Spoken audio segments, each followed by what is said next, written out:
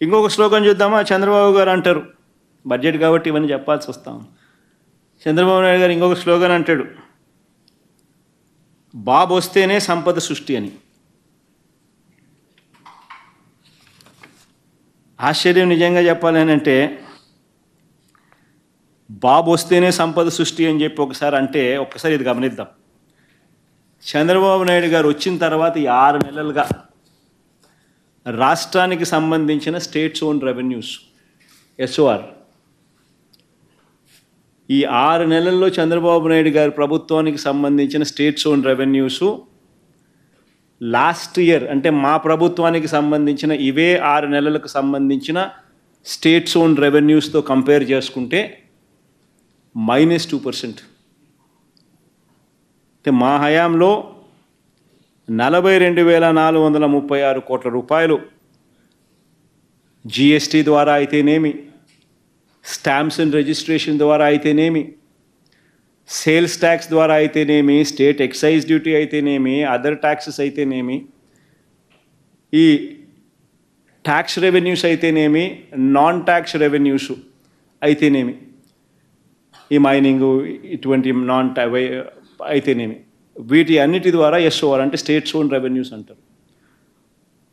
April నుంచి September దాకా చూస్తే చంద్రబాబు నాయుడు గారు ఈ 6 నెలల కాలంలో 41,570 కోట్ల రూపాయలు వస్తే, మొదటి 6 నెలల్లో మా హయాంలో 42,436 కోట్లు మా హయాంలో రిజిస్టర్ అయ్యాయి. అంటే రాష్ట్ర ఆదాయాలు పెరగాల్సింది పోయి తగ్గిన పరిస్థితులు. ఎందుకు? రావడం దోచేయడమే, రావడం దోచేయడమే. ఇసుక స్టాక్ యార్డ్లలో కనపడితే ఇసుక కనపడదు. ఎవడన్నా వ్యాపారం చేయాలని అనుకుంటే ఫస్ట్ ఆపేస్తారు.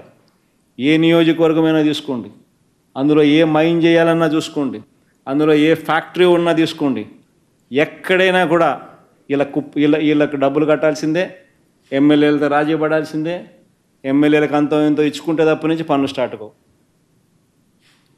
ఎక్కడైనా తీసుకోండి, ఏ నియోజకవర్గమైనా తీసుకోండి, ప్యాకాట క్లబ్బులు గవర్నమెంట్కి వచ్చే ఆదాయం కాదు, అది వీళ్ళ లీడర్లకు వచ్చే ఆదాయం.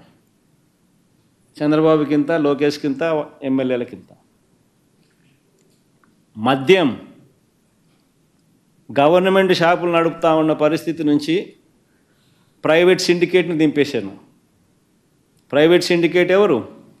ఆ ప్రైవేట్ సిండికేట్ వీళ్ళ మనుషులు.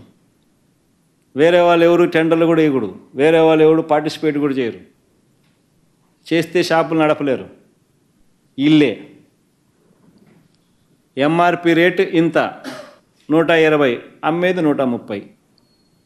గవర్నమెంట్కి కాదు వచ్చేది ఆదాయాలు, వీళ్ళ ప్రైవేట్ జోబుల్లోకి. ఇసుక గవర్నమెంట్కి సంవత్సరానికి 750 కోట్లు గవర్నమెంట్కి రాయల్టీ వచ్చేది, టన్నుకు 370 చొప్పున.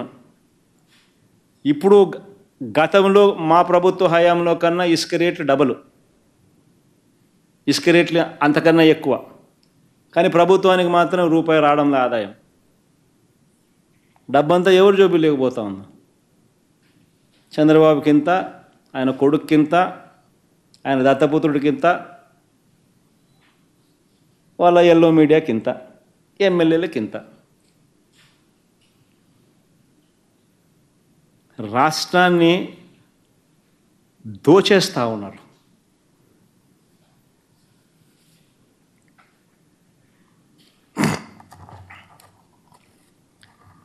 ఇంకొకటి చూద్దాం, ఇట్లా బడ్జెట్ కాబట్టి ఇంకో కొన్ని విషయాలు కూడా చెప్తాం.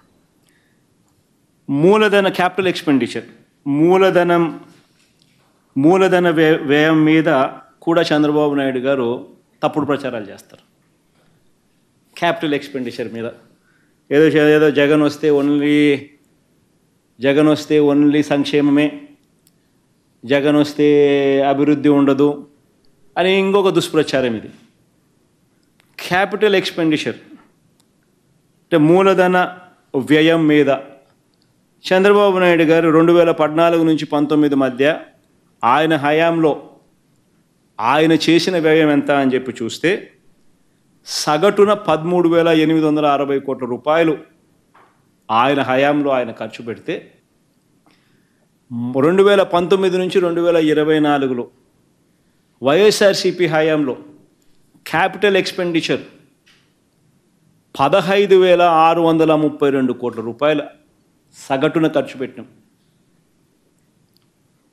అందుకే స్కూళ్ళు బాగుపడ్డాయి, అందుకే హాస్పిటళ్ళు బాగుపడ్డాయి, అందుకే ప్రతి గ్రామంలోనూ సచివాలయాలు వచ్చాయి, అందుకే ఈరోజు ప్రణాళికాబద్ధంగా ఈరోజు డ్యాములు కూడా నీళ్లు నిండుండాయి, డ్యాములు పూర్తయ్యాయి ప్రణాళికాబద్ధంగా. ఈరోజు పరిస్థితి ఏంది? వెలుగొండ ప్రాజెక్టు పూర్తయింది కానీ నీళ్ళు నింపని పరిస్థితి.